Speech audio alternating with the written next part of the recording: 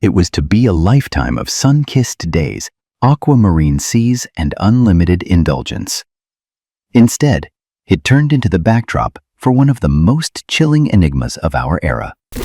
And I can't find her, and somebody took her. About the disappearance now of Amy Bradley.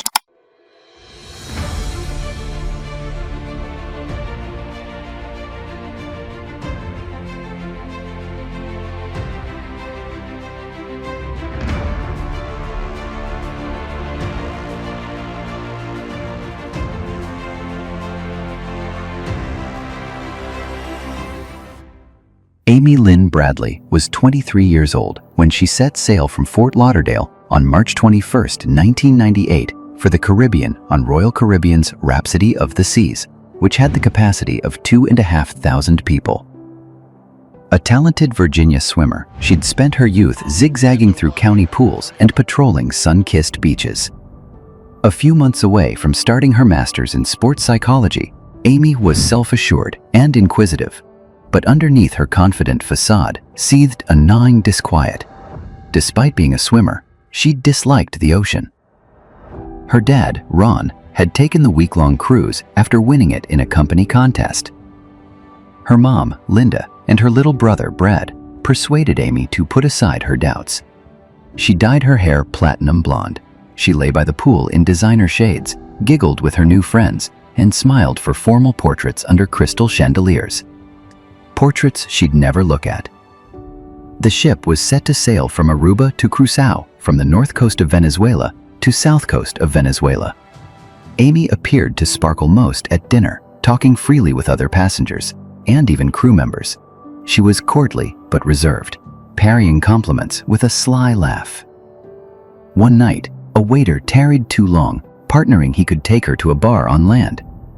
Amy's mother cut off the offer in dismay.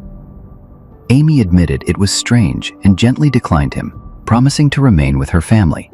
But the exchange suggested a vulnerability no one anticipated. That evening, March 24th, the Bradleys went to a black tie gala. Flashing cameras, pastel-clad bridesmaids floated by. Following the affair, Amy and Brad escaped to the ship's nightclub. Strobe lights flashed, thumping beat of Blue Orchid, the live band, as they danced. Amy gravitated towards the bass player, a ship's crew member known as Yellow. Brad grinned when he saw them chatting, but Amy dismissed it as innocent sport. By 4 a.m., the club was deserted. Brad, exhausted, walked to their cabin. Amy soon followed. They sat on the balcony, the ship's vivid lights dancing across soft waves. She spoke softly of seasickness and then of the white sand beaches of Curaçao. Brad slept. Amy stayed, smoke from her cigarette curling above her lips, as the hum of the ship's engines vibrated in the air. Ron woke at 5:15 and looked out, Amy huddled against a cushion. His chest eased. He shut his eyes, sleep pulling him back. 25 minutes later, he opened them again. The chair was vacant. No noise, no movement, just a vast black sea outside the rail. Within, in her purse, shoes, jacket, and ID, only cigarettes and lighter were gone. Ron knocked on doors, roused crew, searched Colleen in the deck and cabin areas. By morning, a full-blown panic had engulfed the ship. The captain was sure that passengers and crew getting off of a ship in Curaçao not be delayed, insisting Colleen's disappearance wouldn't cause unnecessary alarm if he reported on the radio. Chaos followed. Witnesses trickled forward. A passenger in an elevator had seen Amy near dawn clutching Yellow's arm. He was alone, she was silent, her hair damp. Brad confronted Yellow later. The man murmured, "I'm sorry about your sister." No announcement had been made. How did he know? Then the formal portraits disappeared. All the other families' portraits filled the gallery for sale, except the Bradleys.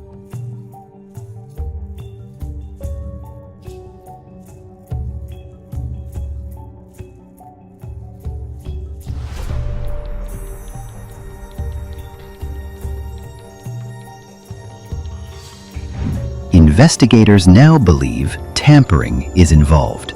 The ship sailed into port while vital hours were lost. On the beach, the cab driver said Amy staggered out of the terminal, confused, pleading to use his phone. He took her towards the local office of the cruise line. She gestured west towards secluded beaches. The driver stopped. Two men emerged and pushed her into his taxi.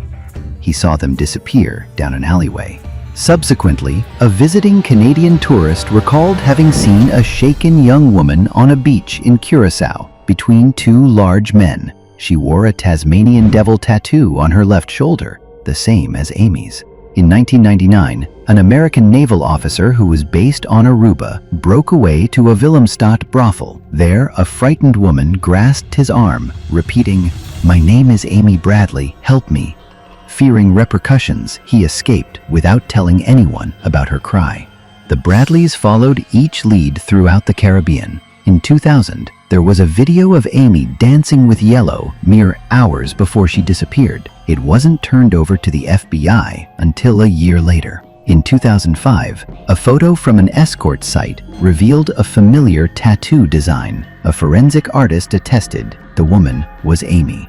Months later, a Barbados shopper looked through the door of a department store bathroom and saw an emaciated woman mouthing her name before three men pulled her into a service hallway.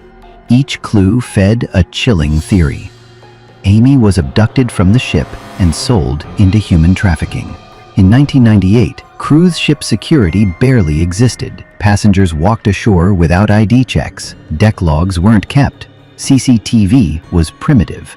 When crimes occurred in international waters, jurisdiction froze. Companies prioritized their profit margins and brand image over passenger safety. Meanwhile, opportunists took advantage of the family's desperation. A self-proclaimed ex-Special Forces commando offered to save Amy for a price. For 2 years, he sent fabricated photos of a captive who bore a faint resemblance to Amy, bruised, bleeding, pleading for rescue. He took more than $200,000 in return before lawmen exposed him as a fraud. Nevertheless, the Bradleys persisted. They plastered posters in Curaçao's airports, radio stations, and bars. They employed private investigators, pleaded on local television, and issued a reward that escalated to $250,000. The FBI left the case open. They released age-progressed drawings of what Amy would likely appear like today.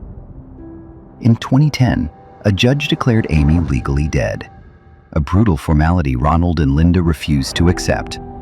"If it were your child, you'd never stop," Ron told reporters. And they haven't. Every anniversary, they tie a yellow ribbon to their Virginia porch, a silent vigil that winds tighter with each passing year. Amy's vanishing uncovered a sinister truth. Paradise can have an ugly side. On a floating city, one individual can disappear into the evening, engulfed by bureaucracy and apathy. The sea that once intimidated Amy served as her final witness. Today, her case still lingers over the cruise industry like a thunderstorm.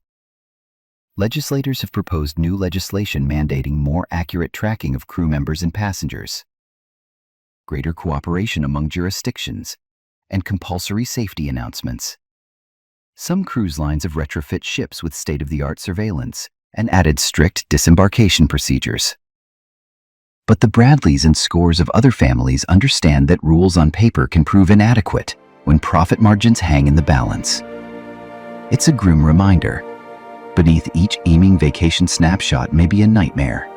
Each cocktail by the pool, each relaxed chuckle on a sun deck, holds the promise of disaster. Amy Lynn Bradley's tale forces us to reconsider our perceptions of safety, even in the most picturesque environments. If you liked this video, make sure to check out the documentary related to Jonathan James, who hacked NASA and the ISS.